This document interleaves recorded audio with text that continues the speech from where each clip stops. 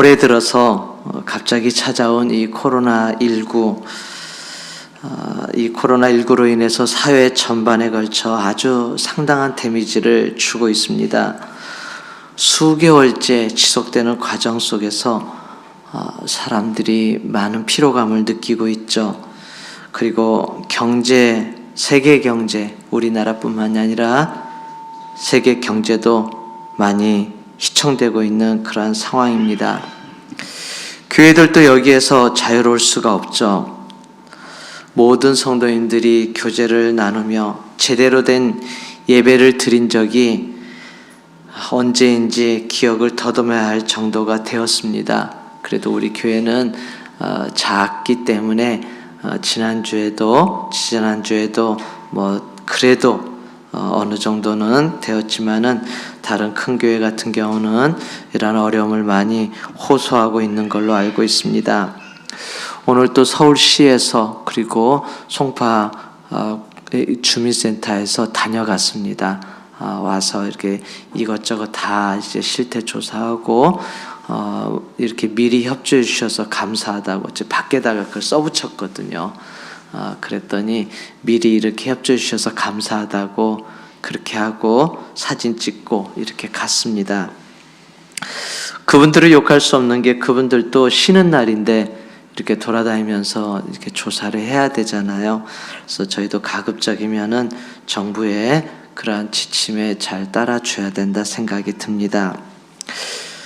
어찌됐든 이렇게 하다 보니까 자연스럽게 나타나는 현상이 예배 경시 현상입니다.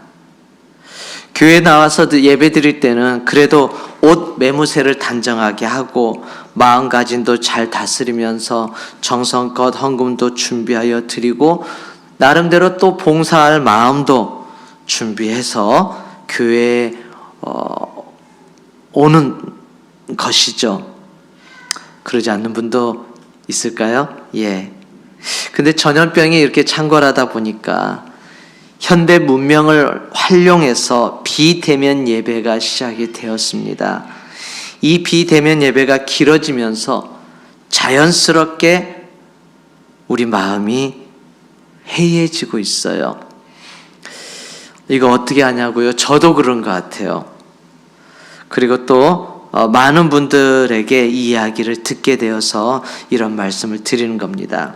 처음에는 가고 싶어도 갈 수 없는 교회를 그리워하면서 옷이라도 정성껏 차려입고 텔레비전 앞에 혹은 핸드폰 앞에 있는데 이제는 커피잔을 손에 들고 집에서 입는 편한 옷을 입고 관망하는 자세로 시청자로 화면을 응시하고 있는 경우가 많다는 것입니다.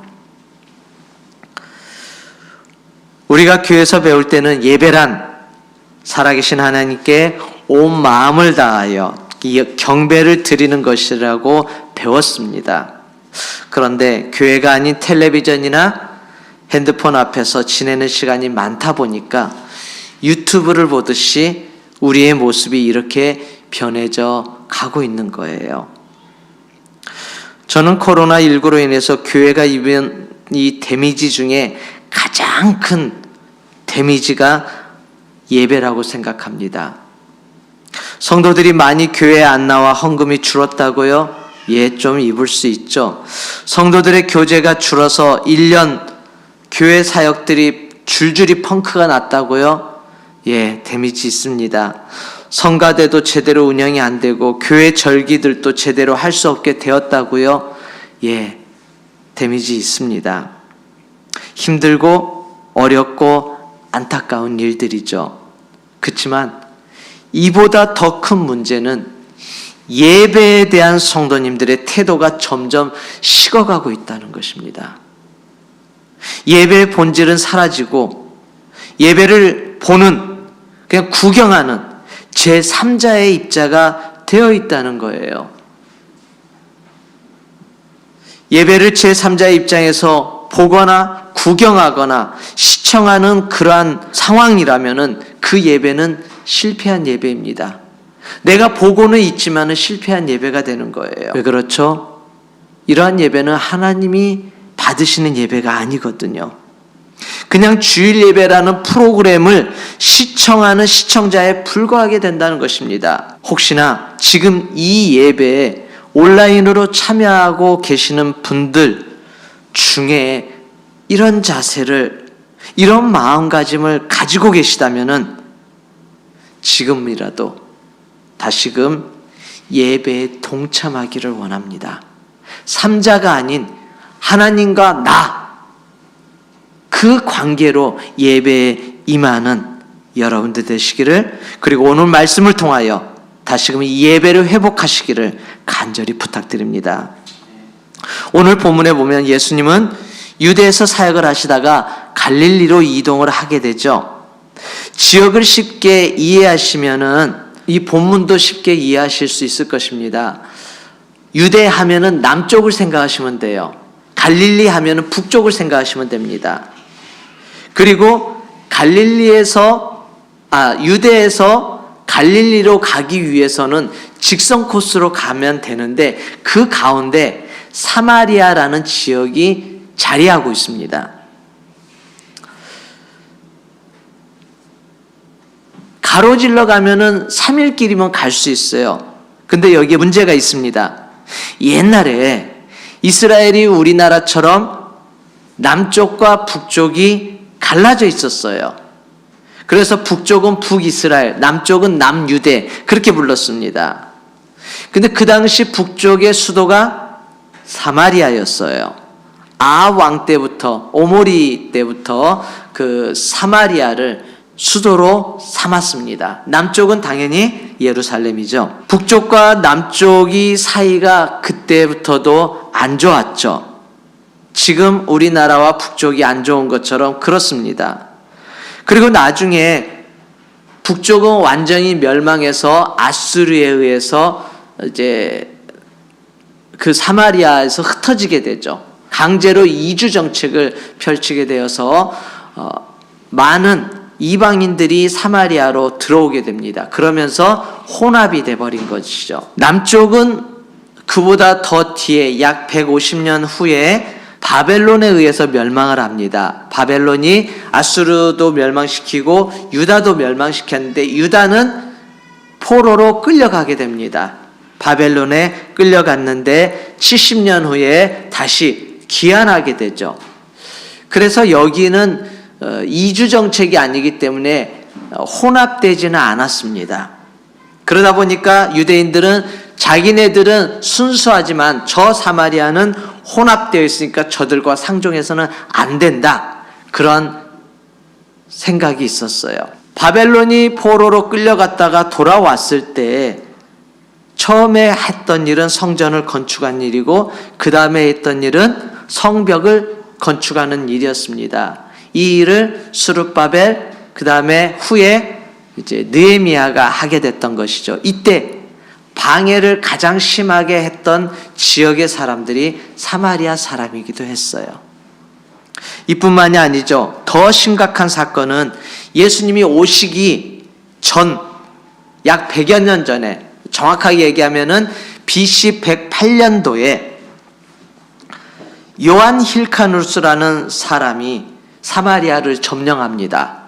사마리아를 점령해가지고 그들이 세운 그리심산에 성전을 세웠었어요. 왜요? 예루살렘에 갈 수 없으니까 우리도 성전 세운다 해서 그리심산에 성전을 세웠습니다. 그런데 이것은 잘못된 거다 해가지고 힐카누스가 다 허물어 버립니다. 이 일로 인해서 사마리아 사람들은 앙심을 품고 있다가 이것이 나중에 헤롯에 의해서 약간 잠잠해지나 했는데 그러지 않았습니다. AD 9년에 그러니까 예수님이 태어나시고 한 10년 좀 지났을 때죠. 이때 예루살렘에 있는 성전에 사마리아 사람들이 무덤에서 뼈를 추려가지고 다 흩트려 놨어요. 언제 했냐면은 6월절 전에. 그래서 6월절을 못 지키게 만들어 버립니다. 이런 일로 인해서 유대 사람들은 더욱더 사마리아 사람들에 대해서 아주 악한 감정을 갖게 되는 것이죠. 심지어는 사마리아를 보면은 재수 없다고 침을 뱉기도 할 정도였습니다. 그 정도로 사이가 안 좋았어요. 사마리아 사람들을 터부시했습니다. 그리고 절대로 사마리아 사람과는 결혼할 수 없다. 다른 이방인과는 할 수 있어도 사마리아 사람은 안 된다. 이럴 정도였습니다. 그리고 그 땅을 밟는 것도 부정스럽게 생각했기 때문에 북쪽으로 올라갈 때 가로질러 가면은 금방 가는데 3일 길인데 돌아갔어요. 여리고 쪽으로 쭉 내려갔다가 그 다음에 요단강을 건너서 베레아 지역으로 해가지고 위로 지금의 요르단이죠. 그래서 쭉 올라가서 다시 요단강을 건너서 갈릴리로 들어갔던 것입니다. 그러니까 일자로 갈 수 있는 걸 디귿자로 간 거예요. 일주일 걸려서 그렇게 갑니다. 좀 빠른 걸음으로 가면은 훨씬 더 빨리 갈 수 있는 거리기는 하지만요. 어찌됐든 이런 상황 속에서 갈릴리에 살았던 유대 사람들은 다 디귿자 형식으로 예루살렘에 옵니다. 모든 절기는 예루살렘에서 진행되잖아요. 거기에 성전이 있으니까. 그런데 예수님은 4절에 보니까 사마리아를 나는 반드시 통과해야겠다 이렇게 말씀을 하십니다. 원어상으로 거기에 보면은 에디라는 단어가 있는데 이것은 반드시 뭐뭐 해야 한다 이런 뜻을 가지고 있어요. 그러니까 예수님은 사마리아에 꼭 가야 할 이유가 있다는 말씀입니다. 그런 다음에 사마리아 우물가에 있는 한 여인을 그곳에서 만나게 되죠.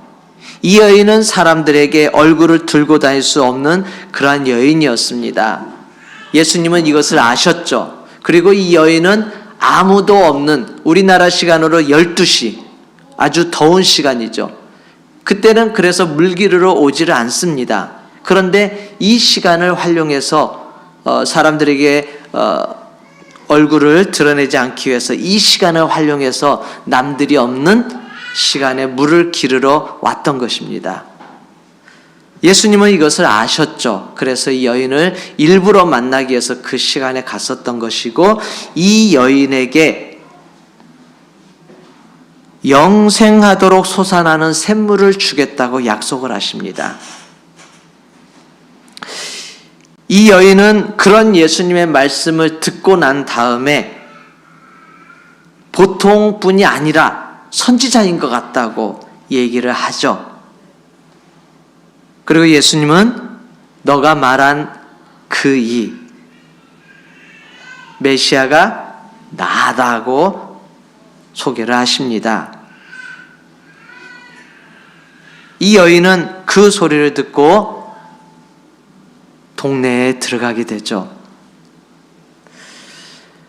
예수님이 마지막에 이 여인에게 소개하기 전에 이 여인이 선지자인 것 같다고 말하게 된 것은 영생하도록 솟아나는 샘물을 주겠다는 말씀도 있지만은 예배에 대해서 이 여인이 얘기를 했거든요. 이 여인은 뭐라고 합니까? 우리는 그리심산에 성전이 있다. 이렇게 얘기를 한 거예요. 부셨어도 나중에 지나서 요한 힐카누스 하스몬 왕가가 BC 64년 정도에 망하잖아요. 그리고 이제 헬라 문화를 가지고 로마가 쳐들어오죠. 그리고 헤롯이 다스리게 되고 그렇습니다. 그러면서 유화 정책을 펼치면서 사마리아를 잘 이렇게 다독이는 그러한 일들이 있었기 때문에 아마 이들도 그런 마음을 그런 그리심산에 대한 그런 마음을 가지고 있고 또 짓지 않았을까 그런 생각도 해봅니다. 성경에 안 나와 있기 때문에 정확하지는 않습니다. 제가 추측하는 부분이에요. 다만 이 여인은 그런 나름대로 자부심을 가지고 있었어요. 당신들은 예루살렘 성전이 있어서 거기서 예배하지만은 우리도 거기 갈 수 없기 때문에 여기서 예배 드린다. 그래서 당신들은 우리와 상종 안 하는데 당신은 어떻게 이렇게 왔냐? 이런 뉘앙스가 있는 거죠. 근데 예수님은 거기에서 뭐라고 얘기하십니까? 예배는 장소가 중요한 것이 아니라고 말씀하신 거예요. 너희가 생각하는 이 예배는 잘못된 것이라는 말씀을 하십니다. 그리고 진정한 예배는 온 마음과 진리로 드리는 것이 진정한 예배라고 말씀하신 거예요. 그리고 지금도 하나님은 이렇게 예배하는 자를 찾으신다고 말씀하십니다. 그리고 그 예배를 완성시킬 자가 바로 자신임을 알리신 거예요. 그래서 이 여인이 메시아임을 깨닫고 물동이를 버려두고 동네에 들어간 것입니다. 그리고 동네 사람들에게 막 얘기를 하는 거예요. 예수님이 진정한 메시아고 그분이 여기 오셨다고. 이건 놀라운 일이에요. 이 여인은 사람들에게 자기의 부끄러운 수치스러운 모습을 보이지 않기 위해서 나타나지 않았습니다. 왜요? 자기는 남편이 없다고 얘기했고 예수님은 네 남편이 버섯이 있는데 하면서 또 그런 얘기도 하시잖아요. 그러니까 이 여인의 삶은 사람들에게 드러낼 수 없는 그런 부끄러운 모습이었던 것입니다. 그런데 그것마저도 다 버려두고 자기가 만난 그 메시아를 전하러 간 것입니다. 대단한 변화예요. 완전히 그의 삶이 뒤바뀌어지는, 지금까지 계속 나는 남편이 없나이다 하면서 그 갈증에 시달렸던 그 갈증이 완전히 해갈되는 그런 역사가 예수님을 만남으로 일어났던 것입니다. 그렇기에 자기의 자존심이 뭐니 그런 거 다 버려두고 갈 수 있었던 거예요. 놀랍죠? 예수님은 이 여인을 만나기 위해서 나는 반드시 사마리아에 간다고 그렇게 말씀을 하신 것입니다. 가야만 한다고. 그리고 정말로 많은 사람들이 이때 예수님을 믿게 되죠. 여기서 우리는 예배가 영과 진리로 드려져야 한다는 것을 알 수 있습니다. 이것은 예수님이 직접 가르쳐 주신 말씀이잖아요. 그리고 더 중요한 것은 이렇게 예배하는 자를 하나님께서 찾으신다는 거예요. 로마서 11장 1절에도 보면은 영적 예배를 말해주고 있습니다. 그러므로 형제들아 내가 하나님의 모든 자비하심으로 너희를 권하노니 너희 몸을 하나님이 기뻐하시는 거룩한 산 제물로 드리라. 이는 너희가 드릴 영적 예배니라. 영적 예배가 어떤 예배라고 말씀하십니까? 우리의 몸을 하나님이 기뻐하시는 거룩한 산 제물로 드리는 것, 이것이 영적 예배라고 말씀하고 계세요. 거룩한 산 제물이라는 것이 뭘까요? 제물, 드려지는 예물이죠. 근데 이것이 흠이 없어야 한다는 말씀이에요. 거룩하다. 흠이 없다는 말이잖아요. 그러니까 거룩한 생활을 한 그 몸을 드려야 된다는 거예요. 더러운 몸이 아니라 거룩한 몸을 하나님께 드려야 한다는 것입니다. 그러기 위해서 우리가 절제된 생활 필요하다는 것입니다. 그래서 우리가 한 주간 동안 주님 앞에 부끄러운 모습이 있다면은 그것을 놓고 우리가 기도하는 거예요.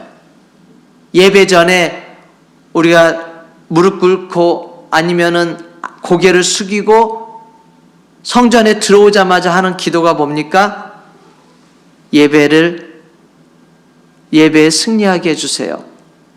그리고 나의 부끄러운 것도 다 토해내는 그러한 시간을 갖습니다. 그래서 이러한 시간을 못 가질까 봐 어떤 교회는 예배 중간에 함께 통성 기도하는 그 순서를 집어넣어요. 저희 교회도 예전에 좀 그런 적이 있었죠. 근데 워낙 저 혼자만 하고 아무도 그냥 입도 뻥끗 안 하고 가만히 고개만 숙이고 있고 해가지고 제가 아무래도 성도님들에게 너무 부담 주나? 그래가지고 다시 이제 그걸 없애고 그냥 순서를 진행했었습니다. 근데 그것도 들어가면 어떨까 생각이 들어요. 우리 자신을 돌아보면서 예배를 주님께 온전히 드리기 위해서 회개의 기도를 먼저 아뢰는 거예요. 그래서 거룩한 산 제사로 주님께 드리는 거죠. 이게 예배, 이게 영적 예배입니다. 그만큼 이렇게 거룩한 모습으로 예배 드리는 자를 하나님은 지금도 찾고 계신다는 거예요. 근데 찾으신다는 이 단어도요, 원어를 보니까 GD입니다. GD. 이게 현재형으로 되어 있어요. 과거가 아니에요. 과거 완료나 그게 아닙니다. 현재형이에요. 그러니까 옛날도 그래 왔지만 지금도 그러는 거예요. 진행형입니다. 이는 하나님께서 지금도 거룩한 모습으로 예배하는 자를 지금도 찾으신다는 거예요. 지금 말씀을 읽는 이 순간에도 하나님은 찾으신다는 겁니다. 어떤 사람을요?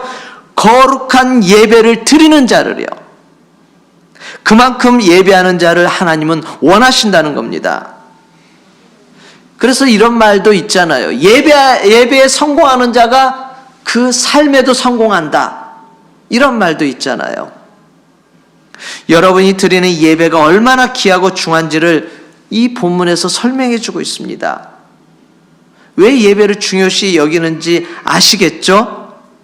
또한 예배 드릴 때 자세까지도 예수님은 자세하고 정확하게 말씀하고 계세요.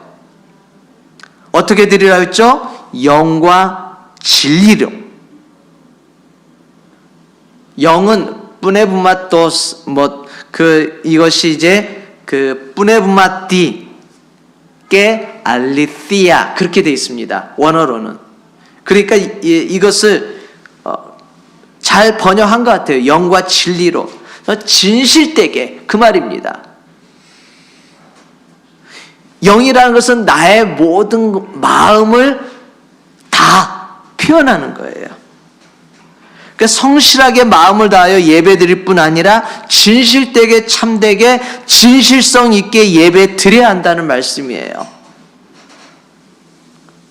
내가 전심으로 온 마음을 다하여 진실되게 주님을 예배할 때 그 예배를 받으신다는 말씀입니다.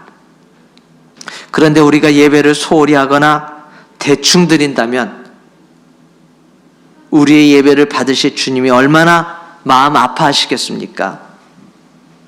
지금도 세계 곳곳에는 예배를 드리고 싶으나 드리지 못하는 분들이 얼마나 많은지 모릅니다. 우리 다니엘 기도회 때 그 사모님이 나오셔서 말씀하는 거 들었잖아요. 할머니를 통해서 이 예수님을 믿게 된 분들, 그래서 꼭꼭 숨어서 막 소리를 크게 낼 수가 없어서 이불을 뒤집어 쓰고 드린대잖아요.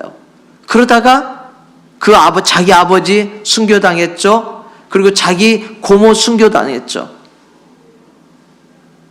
그렇다는 거예요. 근데 지금도 이런 분들이 많이 있다고 합니다.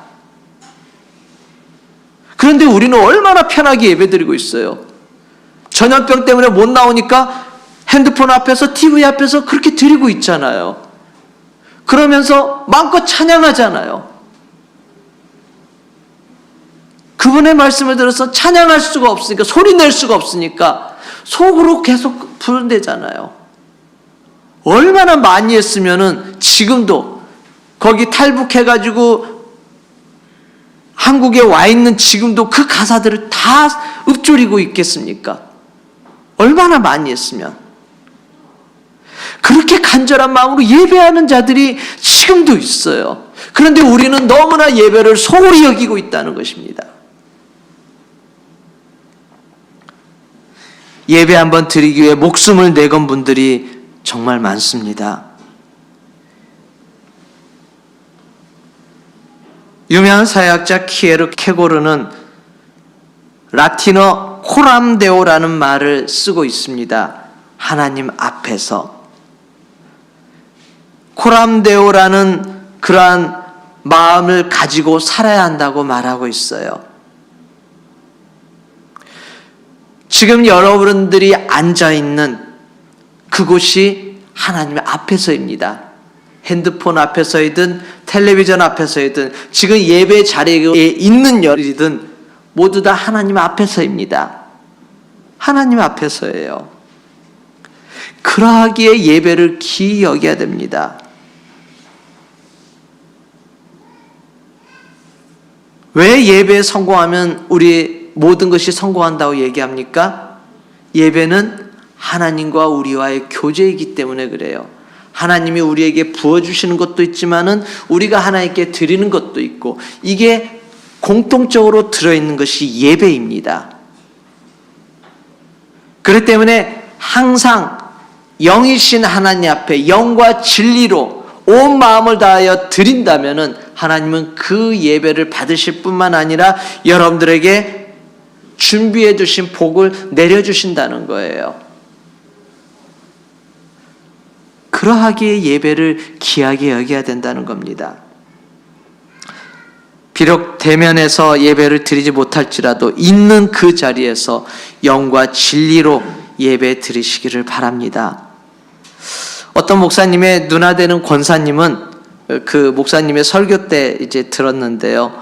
비대면 예배를 드릴 때 그 누나라 하더라고요. 외출을 나가는 복장으로 경건하게 남편과 함께 딱 자리에 앉아서 예배를 드린다고 합니다. 예수님은 사마리아 여인이 잘못된 예배관을 가지고 있었을 때 그것을 수정해 주셨죠. 그리고 진정한 예배가 무엇인지를 알려주셨습니다. 그게 오늘 본문이잖아요. 우리가 잘못된 태도로 예배를 드렸다면 오늘 본문을 우리 읽었잖아요. 우리 살펴보았잖아요. 그럼 이제 우리도 수정해야 됩니다. 그럴 때 사마리아 여인에게 역사가 일어난 것처럼 우리에게도 놀라운 하나님의 역사가 나타나는 것입니다. 혹시나 예배드리며 내 마음이 자꾸 딴 곳으로 가거나 태도 자체가 시청자로 변했다면 우리의 연약함을 도우시는 성령님께 구하십시오. 깨어 있어야 돼요. 내 안에 계신 성령님께 우리 계속 말씀드리잖아요. 깨어 있어야 됩니다. 사랑하는 우리 선한이웃교회 성도 여러분, 그리고 영상으로 예배 드리는 여러분, 우리 모두는 오늘 본문의 여인처럼 하나님 앞에서 고개 뻣뻣이 들고 예배할 수 있는 자격자 아무도 없습니다.